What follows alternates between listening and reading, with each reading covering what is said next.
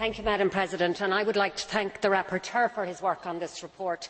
I must say I was a little disappointed to hear the comments of the Commissioner that only minor changes will be accommodated, because I certainly was pleased that our committee supported the amendments to maintain the status of the statistical effect regions as 87.3a for the entire programming period, and I also fully supported the call for the economic development regions to be entitled to the maximum levels of aid intensity with a transitional arrangement for these regions. In the case of my own region, the BMW region in Ireland, this will help to ensure that there is not a sudden fall in aid levels, rather a gradual change which will not cause too severe a shock to the system. Furthermore, I commend the proposal to create a safety net to ensure that no Member State loses more than 50% of its population covered during 2000 to 2006, because this will allow Member States the flexibility to intervene in certain areas where necessary.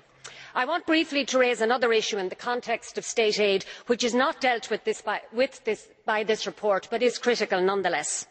Sometimes state aid rules hinder EU regions from competing with non-member regions and states for mobile investment projects. The Commissioner referred to Lisbon, and in order to achieve these objectives of more and better jobs, EU regions must be competitive within Europe, but equally they must be competitive with the rest of the world. We do not exist in a vacuum, and we must look outwards as well as inwards.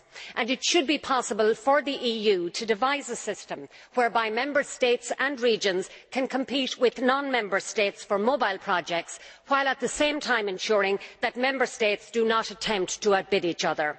In this context, I believe we need an assessment of the impact which state aids have in determining if a project can be located in the EU with state aid or outside the EU without state aid. Thank you, Madam President.